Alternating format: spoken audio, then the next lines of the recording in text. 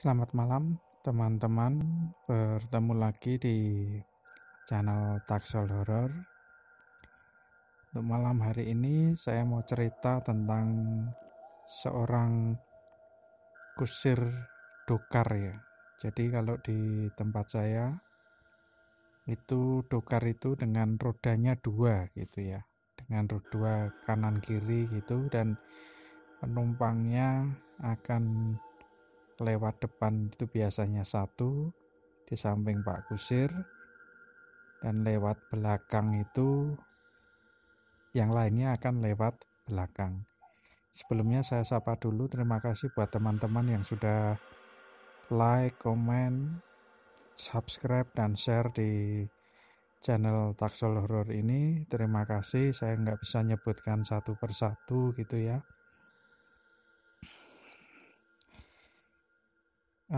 Cerita ini datang dari cerita nenek saya gitu ya. Jadi bapak saya itu punya bule. Jadi bule mbah bule gitu ya. Jadi adiknya ibu bapak saya gitu. Jadi ceritanya ada seorang kusir dokar gitu. Dia nggak nyebutkan namanya gitu ya. Yang biasanya itu narik dari pagi sampai sore gitu ya, baru pulang gitu. Tapi di hari itu nenek saya ini cerita bahwa satu kusir andong ini, dokar ini narik itu sampai hampir maghrib gitu ya, sekitaran maghrib itu. Dan ini terjadi sangat-sangat lama gitu ya, sangat-sangat lama karena saya masih kecil. Jadi kira-kira sekitar 30 tahunan yang lalu gitu ya. 30 tahunan yang lalu itu di tempat kami itu sangat-sangat kota yang kecil gitu ya, di daerah Jawa Tengah ya, kota kecil gitu. Jadi satu gambaran dulu, di daerah kami itu ada sebuah rumah sakit umum, itu berdekatan atau berdampingan dengan rumah sakit tentara atau DKT itu ya, Dinas Kesehatan Tentara gitu. Nah, di sampingnya rumah sakit tentara itu ada jalan gitu ya, ada jalan pemisah itu, dan sebelahnya itu Taman Makam Pahlawan yang begitu luas. Jadi teman-teman bisa membayangkan di tahun seperti itu yang penerangan itu masih kurang ya, bukan tidak ada, tapi kurang ya, kurang itu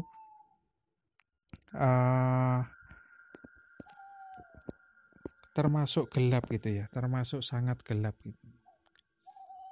Terus setelah Taman Makam Pahlawan itu ada sebuah pemakaman Belanda gitu ya, yang ada gerbangnya gitu, gerbangnya gede tinggi gitu, itu besar sekali. Yang kalau saya ingat itu waktu kecil itu ada tulisannya itu Kerkhof gitu ya, Kerkhof, atau saya nggak tahu artinya ya, nggak tahu artinya apa, tapi itu Kerkhof gitu, itu tempat pemakaman Belanda. Nah, di seberangnya pemakaman Belanda itu ada sebuah rumah, atau apa ya tepatnya ya, tempat lah gitu ya, suatu tempat bangunan itu yang di dalamnya itu terdapat kereta yang mengangkat jenazah gitu ya, untuk keturunan Belanda pada waktu itu. Tapi sampai hari ini saya hanya pernah melihat kereta itu 1 kali. Itu pun nggak jalan, tapi di dalam itu pernah dibuka sedikit, dan kami anak-anak kecil itu pernah main-main di daerah situ dan sempat melihat itu. Nah, jadi teman-teman bisa memperhatikan dengan deretan satu jalan yang komplek dengan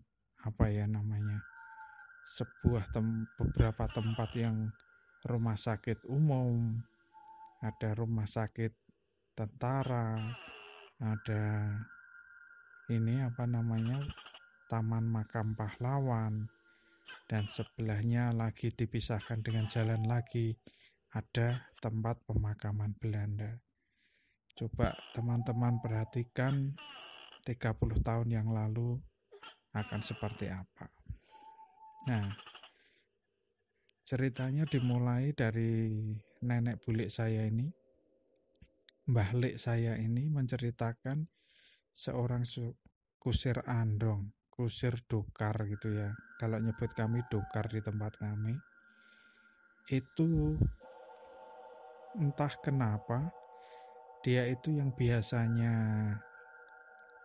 nenek saya nggak menyebutkan namanya siapa ya. Ceritanya begini. Dia entah kenapa yang biasanya itu dia sebelum maghrib itu sudah pulang, dan dia ini baru akan pulang itu selepas maghrib gitu ya, selepas maghrib itu. Nah, nongkronglah dia, ngetemlah dia itu di sekitaran tempat itu, di sekitaran antara rumah sakit umum itu dan rumah sakit tentara itu.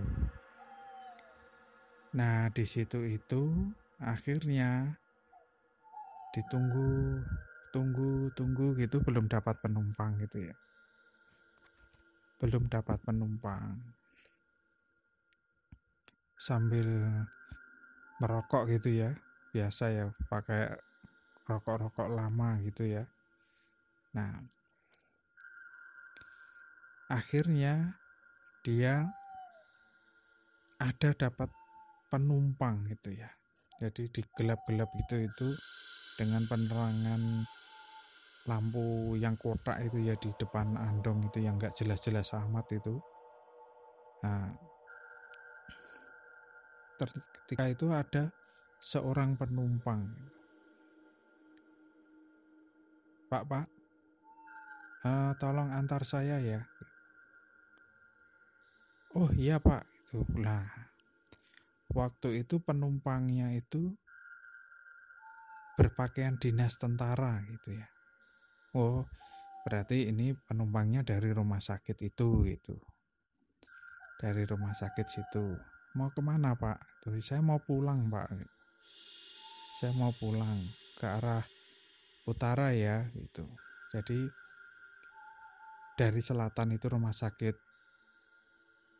umum ke arah utara yang nanti melewati dinas tentara, kesehatan tentara itu, Taman Makam Pahlawan, dan kemudian Kerkhof itu gitu.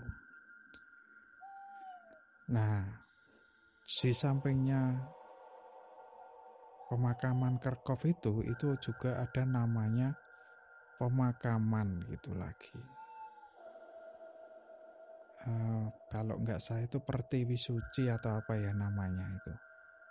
Di pemakaman yang umum untuk masyarakat umum itu. Nah, arahnya ke sana. Gitu. Oh iya Pak, karena dia pakai pakaian dinas tentara gitu kan, dia segen gitu ya, menghormati gitu ya, karena ini pakai seragam tentara. Nah, kemudian kesepakatanlah dengan harga gitu ya. Pada waktu itu kan harganya nggak terlalu mahal-mahal amat gitu ya untuk dibandingkan sekarang gitu ya. Dengan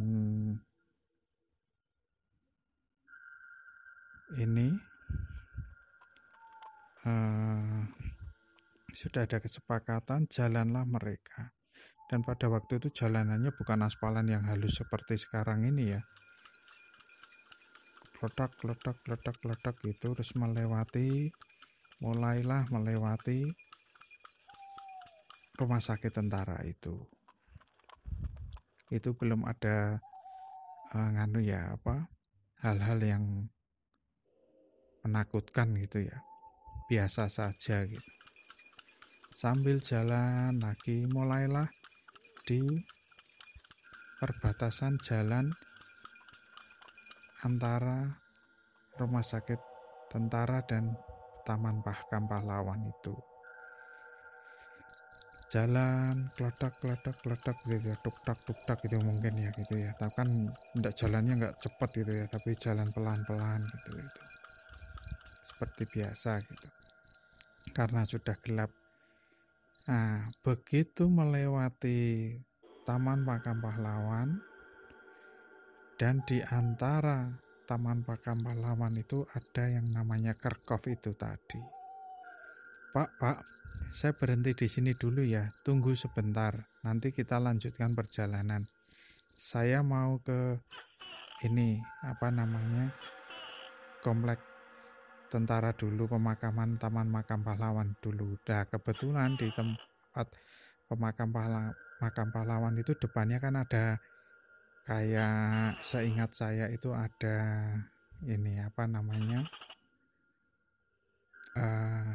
rumah dinasnya gitu. Oh iya gitu.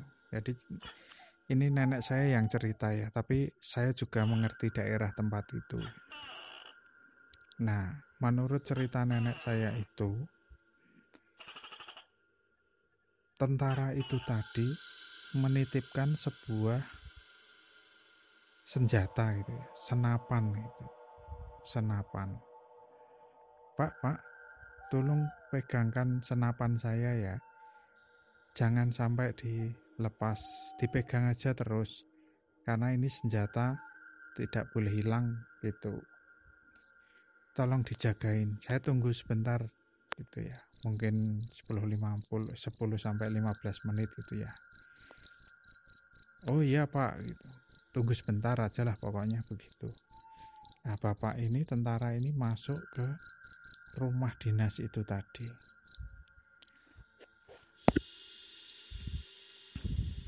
Ditunggu 1 menit, 2 menit gitu.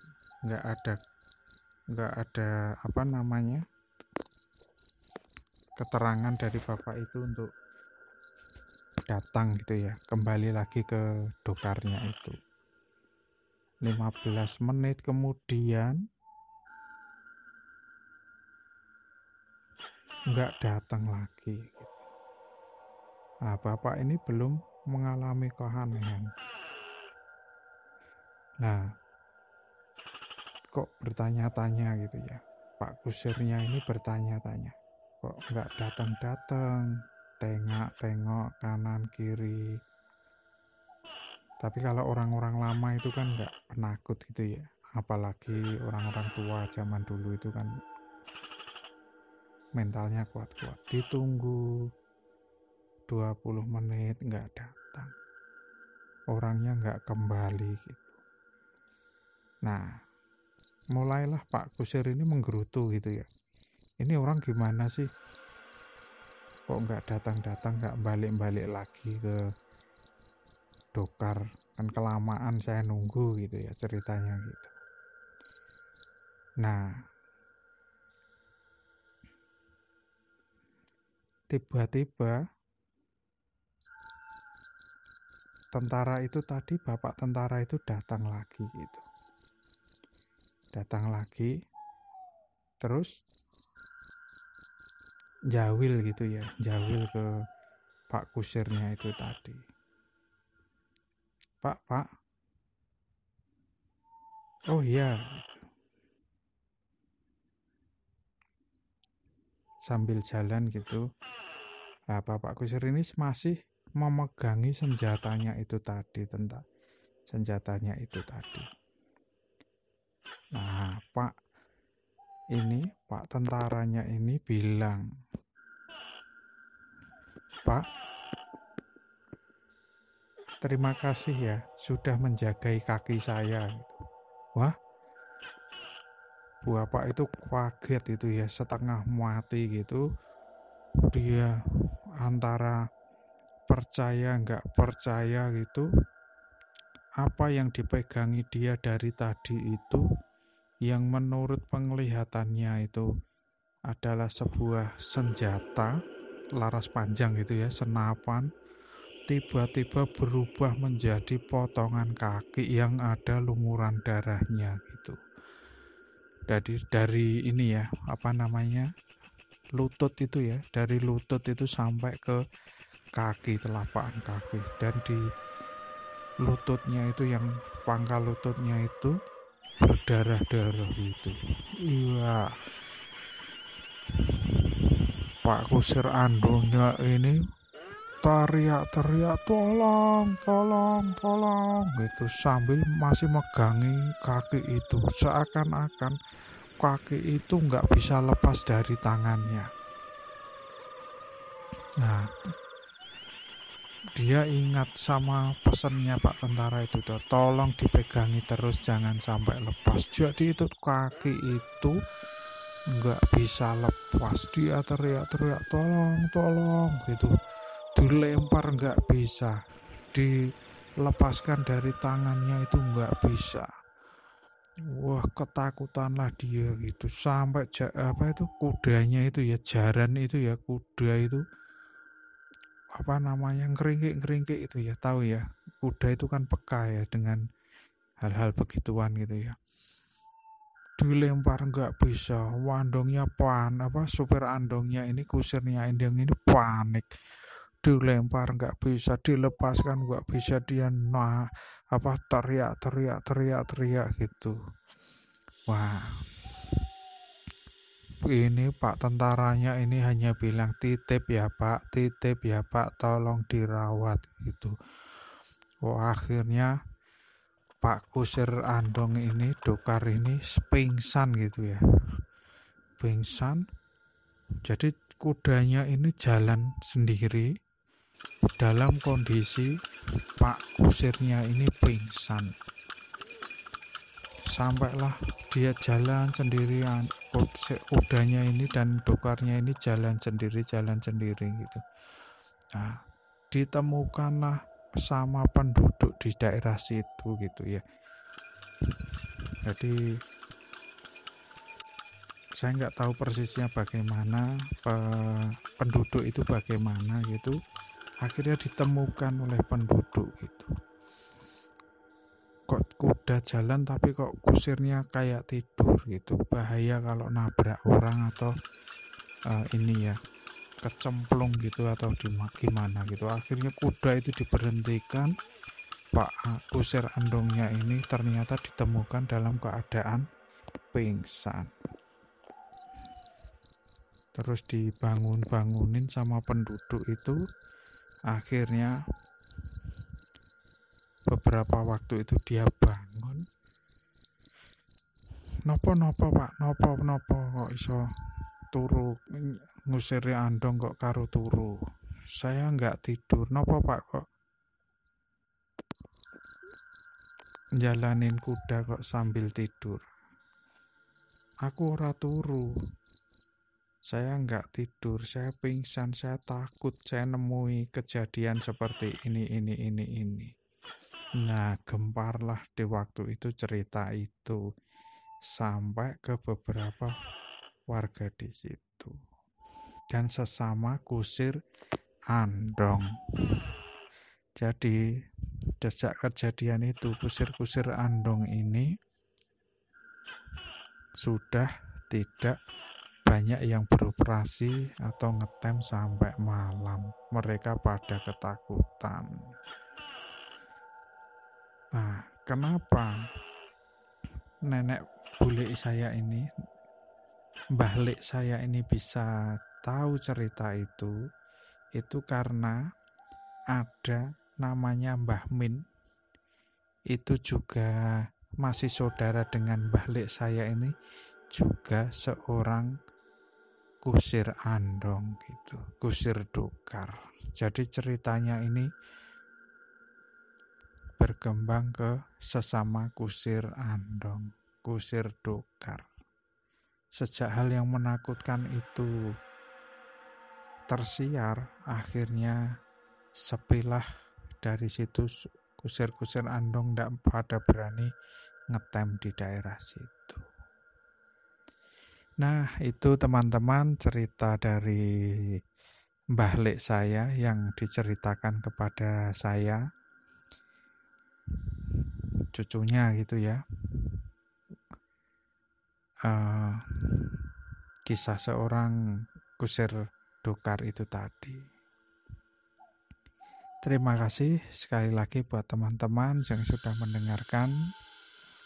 Jika terhibur, tolong di-subscribe, di-like, di-komen,